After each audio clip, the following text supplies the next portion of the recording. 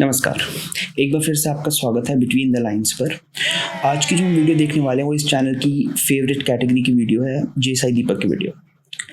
The title of the video is why is Hinduism easily targeted. So without wasting any time, let's jump in. I don't know why they are targeted. Like, I have a certain idea what he will say based on the books I have read, but let's see what the video says. I'll give link to the original video in the description. Go and check it out. Come back and react with me. Give me a thumbs up. Subscribe to the channel. Let's start. They're targeting your children. Their hope is your children. You may think 2024, 2029. They're fighting 2036, 2040. Imagine when the Prana Pratishtha is being celebrated as a national festival across the world by dharmikas. The maximum opposition also to that came from the Hindu community. The first complaint was filed by a particular Muhammad on 30th of November 1858 against Ram Janmabhoomi. So from 30th November 1858 to 9th of November 2019, for one temple, you've had to fight for 160 years after winning in the first round and then having to prove yourself in the second round with archaeology supporting you with Not just 160 years, that's just the legal battle. The battle for the temple itself started the moment Mir Qazi raised it in Ayodhya. So that's the level of fight that we have witnessed. He's just mentioning the legal battle. history supporting you, with evidence fully supporting you. For one temple we had to do so much. Tell me this honestly, if Hindus had been even more united as a community, would it have taken us 160 years to get one temple back? One temple back, just one temple. And now we are fighting for Shiva, we are fighting for Krishna. In which other country 80% population will be begging before its courts to give back the holiest of its places like this? Are all gurus only Brahmins? No, not at all. Was Narayana Guru a Brahmin? I strongly believe in him, because at the end of the day he presented his point of view to unite people, not to divide them, because he understood that dividing people in the name of jati will hand us on a platter, on a golden platter, to others. Just one point I want to mention. It is not the Hindus uniting that finally brought out the Ayodhya Ram Janmabhoomi temple. It was a alleged myth which united the Hindus at the end. It was the myth ke, I don't know, I'm just calling it a myth, don't attack me. Ram Dalla's idol resurfaced in what used to be the Babri Masjid compound. So that news, when it started to spread, so that message reached people कि राम जी वापस आना चाहते हैं, and this supposed miracle brought about this change. So people will not unite on, say, like a civilizational identity or ideological battle. They will sometimes unite on miracles, on these rumors. So that is also need to be taken into consideration, that Hindus finally united not because of their cultural renaissance. They united because उन्हें डर था कि एक इस मतलब एक identity, एक divinity, एक डेइटी की जो miraculous powers हैं, we should be following that. ठीक है, एक डर की वजह से वो यूनिटी पैदा हुई, ना कि किसी खुद की एक पर्सनल बिलीफ की वजह से. Forget about Hindu community. Very easy for Hindus. So forget. Of course not for everyone. People were already fighting for it. Let's not discount it. But what I mention is कि जो masses enlarged थे उनकी बात कर रहा हूँ. That is my first suggestion. Doable, correct? We have always forgotten the Hindu community. So I'm asking you to do what you've always been doing. Forget it. Focus on your family. That's easy. There is a very clear incentive. You don't need to make the society Hindu. Make your family more Hindu. That's it. Start with that.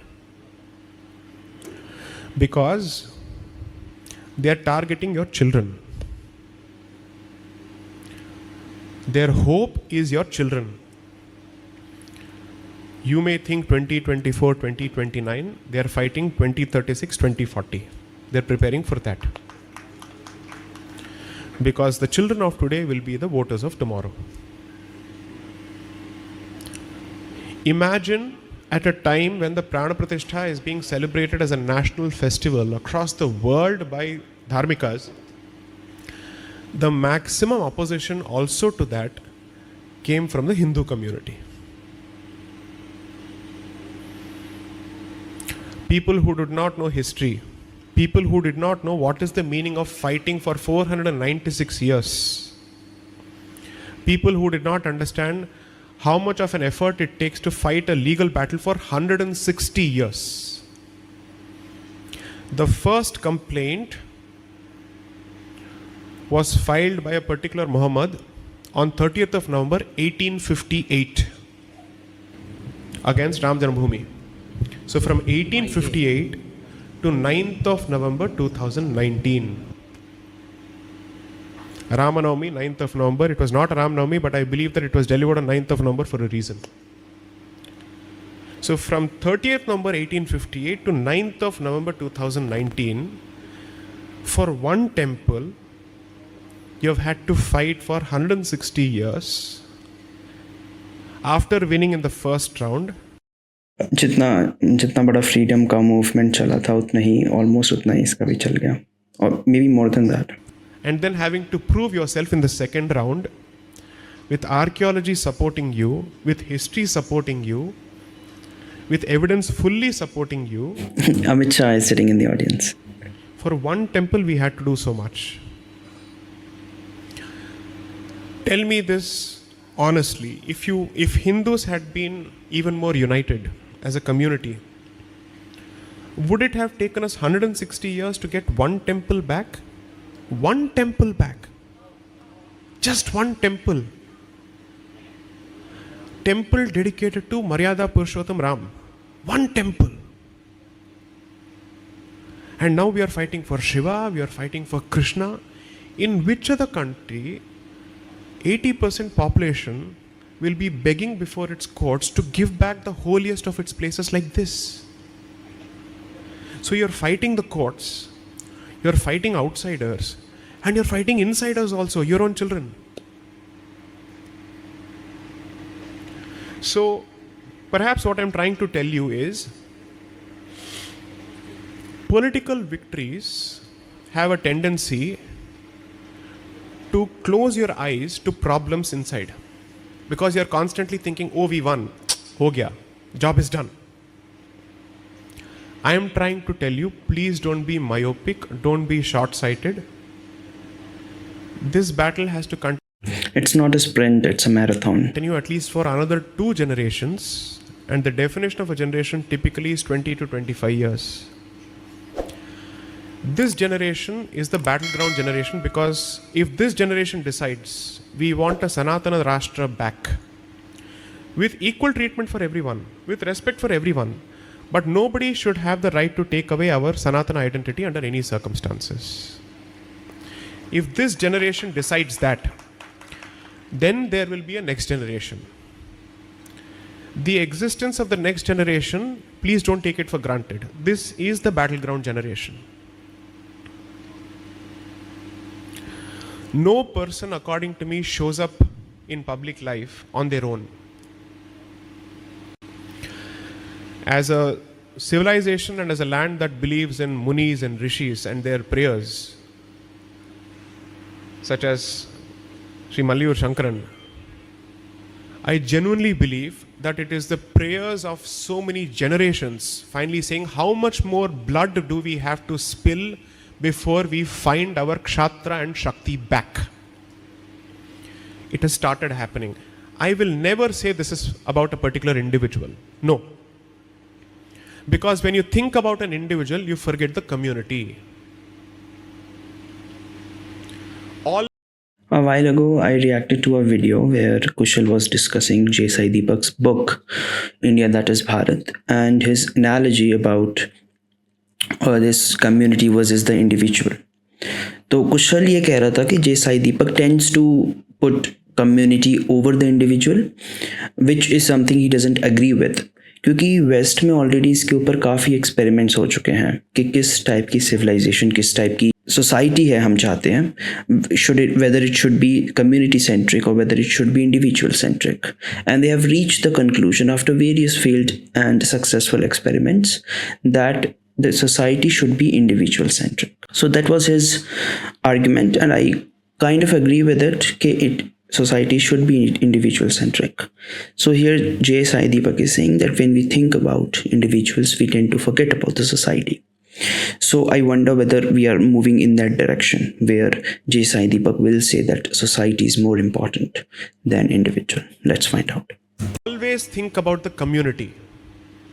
So going back to my suggestion, think about your family, think about your community, think about your kshetras. Your simple philosophy has to be only this, and it's my suggestion. I'm nobody to tell you what to do. Whoever ensures and protects the sanctity of the kshetra, whoever guarantees the protection of Hindu interest, whoever ensures that your children will not be bullied in schools for being Hindus, will not be bullied in colleges for being Hindus, will not be shamed on social media for being Hindus. Whoever can protect you from all of this is the only person who must be given the power and the position to lead you. That's it. Okay, so this is a very completely different point. What he's trying to say, or wait, what he said is that हम क्या करते हैं कि हम एक hero worship वाली identity, एक mentality से चल जाते हैं कि if let's say for example हम we are supporting Narendra Modi right now, let's just assume for the sake of the argument, and तो हम क्या करते हैं, हम अपनी आइडियाज़ को आगे नहीं रखते, हम उस इंडिविजुअल को आगे रख देते हैं. तो even though that individual shifts in a certain direction, so we also shift with him. We also tend to forget कि एक्चुअल में हमारी शुरू में क्या आइडियाज़ थे, और क्या अभी भी वो इंडिविजुअल उस आइडिया को अपहोल्ड कर रहा है या नहीं कर रहा. ठीक है, तो हम एक फॉर्म ऑफ हीरो वर्शिप में चले जाते हैं. We tend to blindly support that person. So what he is trying to say, let's not put our eggs in one basket. As long as that individual is with us, is supporting our cause, that's the only extent that's the only point to which they will get our support. If they waver from that path, then we'll retract our support and give it to some other person जो हमारे ideas को uphold करेगा और हमें support करेगा. So this is what he's trying to say. When I say whoever, I am not being smart and clever in talking about any one person. No, I am being blunt here. Because at the end of the day, no one person can continue to succeed in power all the time. No one party can be in power all the time. That's not how it works. Because there is probability, there is chance, there is luck. So investing in the long run as a community would mean investing everywhere.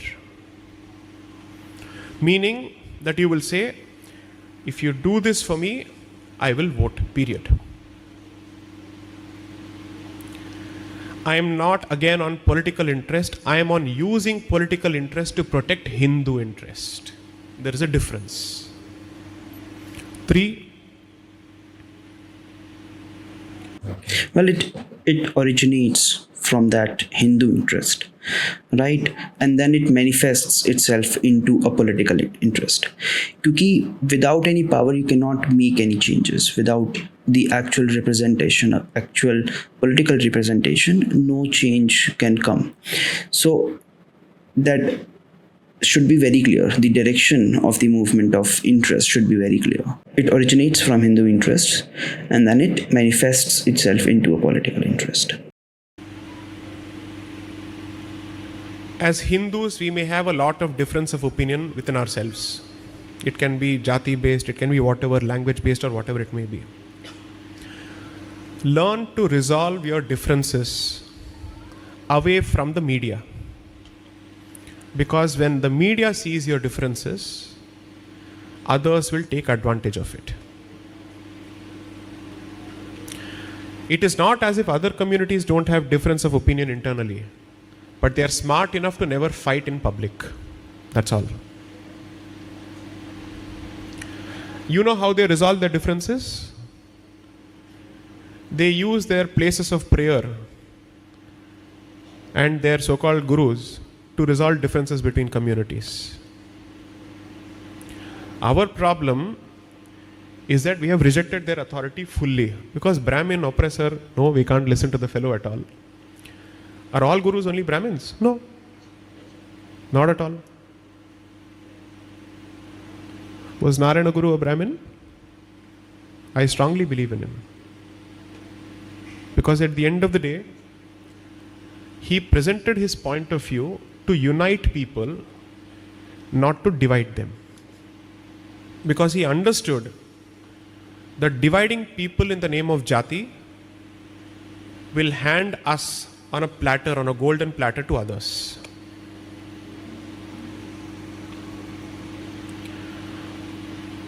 There is a raging controversy going on in social media and other places about should we destroy jati, what should we do? For 2000 years, multiple people have come trying to destroy jati. Hasn't worked at all. It has not worked. Then what do? Keep fighting. I have a simpler solution to offer. Respect every jati first. Respect everyone because they are part of the Hindu family. That's it. Respect everybody's contributions. Respect every profession. Don't make fun of any profession. Ever. Because you never know when you might reach that place. And you never know which relative of yours will be in that place. Never insult any profession. As long as people are doing it honestly. And not just because we might reach there, also because every profession is important. They are part of society. So we have this whole ecosystem and everyone is a part of it. So कोई एक भी हट जाएगा तो the whole ecosystem collapses. So we need everyone. It's not only a matter of principle, it's also a matter of practicality. And it is useful for the society. Don't insult any profession. I've said this at least in 2 different places. Never insult the profession called puncture wala, please. Don't do it. It's terrible. Plumbers, mechanics, electricians, everybody is important. Try running one society with any of them contributing to your existence. You cannot write a simple code without your house running in a proper fashion. They ensure that you're in a position to work. So if you can't destroy jati, the simpler thing is to respect all jatis. Always do that. And you can subscribe to your jati identity perhaps in marriages or at homes. But when you come out, you will think only as a Sanatani. That's it. At least this generation must start thinking on those lines if we have to survive. You can do 1,000 Bhagavata Saptahams and it won't make a difference if the Saransh is not understood at all. And if you're going to think of this as some Katha Kalakshepam, it is not. It will affect your lives in your lifetime, not after you. Okay, the video did not address the problem head on, why are Hindus targeted, but it addressed the point why are Hindus targeted in a very tangential manner, and it was more or less the castes thing. And he also mentioned towards the end that many people have tried to destroy caste for the last 2000 years and nobody has succeeded. So which reminds me of a book, right? It's called Ambedkar's Preamble, and the writer is full on Marxist. Okay, even for the destruction of Buddhism, he didn't attribute it to Muslim invaders. I mean, he did, because there is a lot of physical evidence of it, and it's absolutely impossible to deny that physical evidence. But he said कि जब Islamic invaders आए थे, उनसे पहले से ही there had been a raging conflict between Hindus and Buddhists. And it was the anti-Buddhist campaign run by the Brahmins, which started the downfall of Buddhism in India, and then the Islamic invasions were the final nail in the coffin. That's his theory. There is not much evidence of it, but that's what he said.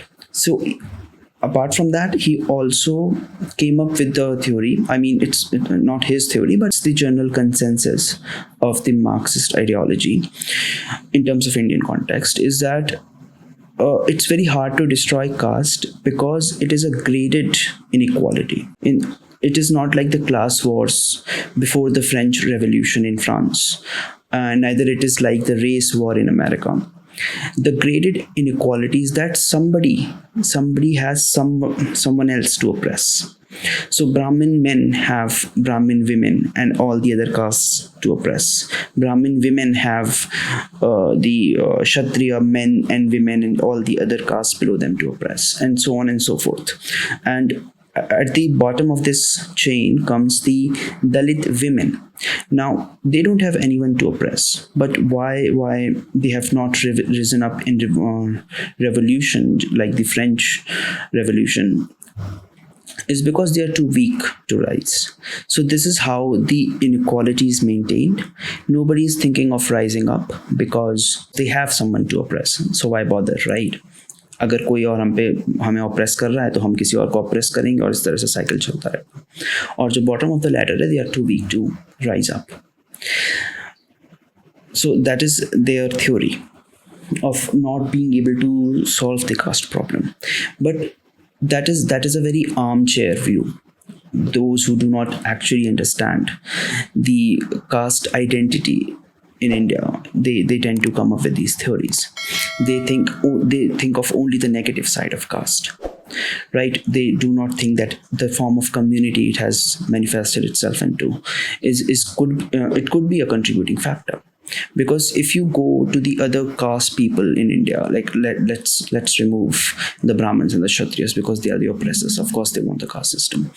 If we go below, supposedly allegedly below them, to the OBCs, they also want to marry in their own castes because caste has given them a societal identity. Now I'm not for caste, like I'm completely against discrimination, but my point here is that let's not be very black and white about it. There are nuances to it. That's why people have not been able to destroy it for so many years. So let's think about it. Of course, I don't have all the answers. So anyway, nice video. I'll please share your views in the comments, and I'll see you guys in the next one.